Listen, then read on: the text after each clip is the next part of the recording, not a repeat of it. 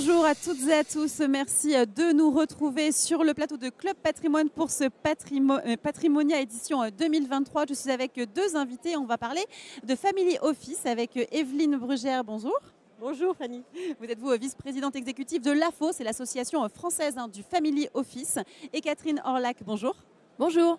Vous êtes vice-présidente de l'OREP, organisme de formation professionnelle en gestion du patrimoine. Et je l'ai dit en introduction, on va parler de ce métier de Family Office, de la professionnalisation de ce métier. Avec vous, Evelyne, je vais commencer par expliquer quelles sont les spécificités du Family Office. Oui, tout à fait. Il est important de rappeler aujourd'hui que le métier de Family Office est vraiment un métier à part dans les métiers du patrimoine. Donc, la principale caractéristique, c'est un métier de long terme, c'est-à-dire que nous accompagnons les familles sur des horizons de très long terme avec des patrimoines qui sont capables de passer plusieurs générations. Et cette caractéristique fait qu'il y a des compétences très particulières que doivent acquérir et que doivent avoir les family officers. C'est d'abord effectivement sur tout ce qui est juridique et fiscal, où nous, on est beaucoup sur des questions de pacte du train, de donation intergénérationnelle, d'organisation en fait du patrimoine après la transmission. Sur les sujets financiers aussi, on a des spécificités puisqu'on va être sur des allocations d'actifs stratégiques, par exemple, très importantes pour nos familles qui ressemblent plus à une méthodologie des institutionnels, des assureurs, par exemple.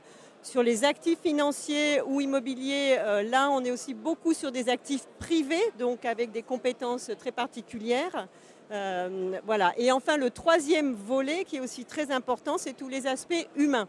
Et les aspects humains dans les familles, ça va recouvrer la gouvernance, puisque là, on se préoccupe de qui va être aux manettes de la famille, comment on organise effectivement la gouvernance des affaires familiales ou du patrimoine.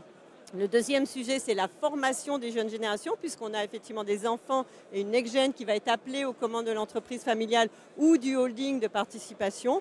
Et enfin, le troisième sujet, c'est tout ce qui est philanthropie, puisque nos familles, en général, sont très impliquées dans la philanthropie. Elles ont des fondations, elles ont des fonds de dotation. Donc, c'est aussi des sujets qu'on doit aborder en tant que family officer. Alors pourquoi est-ce qu'aujourd'hui on a besoin de former des family officers? On sait que le métier se développe. Il y a un besoin de professionnalisation du métier? Oui, alors on constate effectivement que maintenant les familles, elles ont de plus en plus envie de prendre part à la gestion de leur patrimoine. Elles sont de plus en plus acteurs et donc elles veulent vraiment se former, acquérir les compétences. Donc c'est la raison pour laquelle on doit vraiment professionnaliser ce métier se professionnalise. On doit acquérir les compétences. Un family officer, ça ne va pas être un expert dans chacun des domaines, mais en revanche, il va avoir affaire à des experts. On voit beaucoup aujourd'hui de directeurs des participations qui sont recrutés parmi les asset managers. Donc on va avoir beaucoup d'experts qui vont graviter autour de la famille. Il faut des professionnels qui savent fédérer en fait ces experts et qui savent aussi apporter la cohésion par rapport au projet familial. Très bien, merci pour ces précisions Evelyne. Alors vous Catherine, au sein de l'OREP, vous avez mis en place des formations, une formation spécifique pour les family officers. Quel est l'objectif de cette formation et quel est son contenu?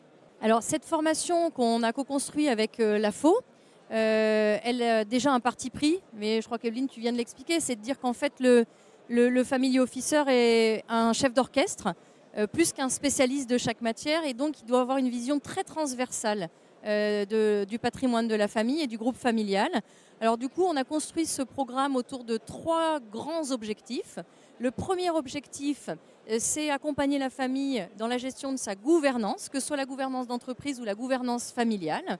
L'idée est vraiment d'être capable de mettre en place des règles, des process internes pour, on va dire, essayer de fluidifier et de rendre plus facile les décisions au sein de la famille, quand on sait qu'on a très souvent cette vision sur plusieurs générations et donc des générations qui se côtoient et qui n'ont pas toujours la même vision. Et ça, ce n'est pas forcément un aspect facile à gérer.